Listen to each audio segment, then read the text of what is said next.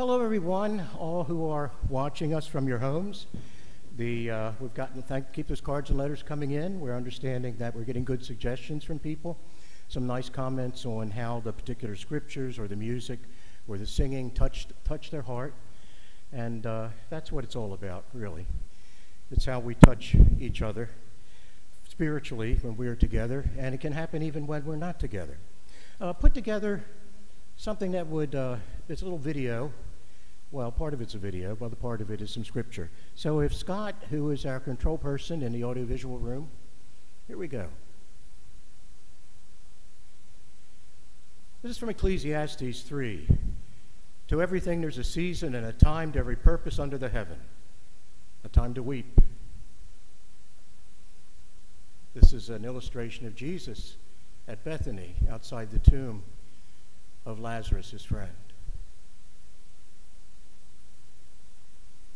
And a time to embrace.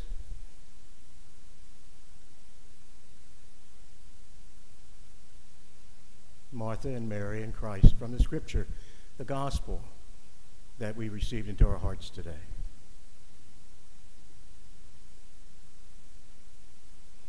And a time to be far from embracing. Because of our distancing from each other, that's why I chose this scripture from Ecclesiastes. Last Friday evening at the Vatican, Pope Francis celebrated an extraordinary ritual. The Pope prayed for an end of the epidemic and delivered his homily against the dramatic backdrop of an empty St. Peter's Square, glistening in the rain.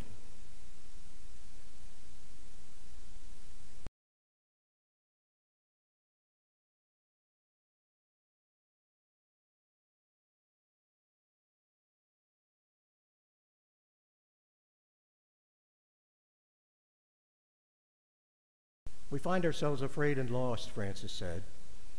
We were caught off guard by an unexpected turbulent storm. We have realized that we are on the same boat. All of us fragile and disoriented, all of us called to row together, each of us in need of comforting the other. This is a poem called Pandemic by Lynn Unger. It says, what have you thought of this separation time as the Jews consider the Sabbath the most sacred of times? Cease from travel.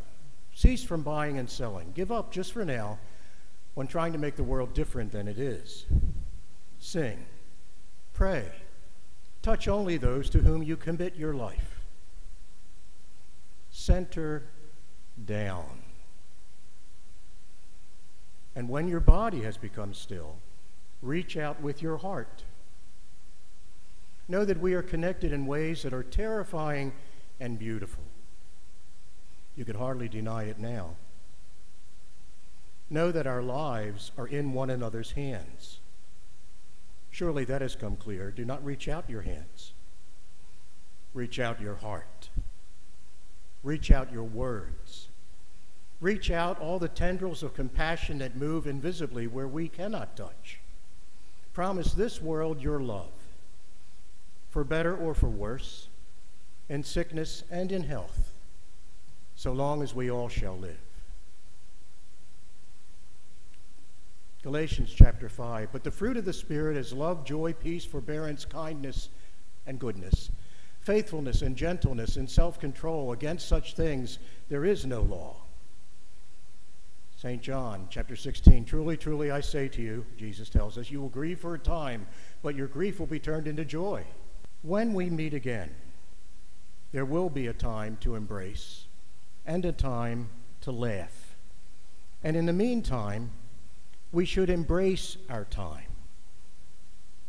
It is not just a time to embrace one another, which will surely come, but in this separation, this distancing, we must embrace the time that we have, because each day is a gift. Each day is precious. Each day we have the time to embrace our God, who is all time. Jesus Christ, the same yesterday, today, and tomorrow. Christ forever. Lift up where you are right now, your hearts, in a silent embrace of this gift of life that we share, of this time that we share right now, of this moment with one another and with our God. And let us close our eyes and lift our hands in prayer, and let us say thanks.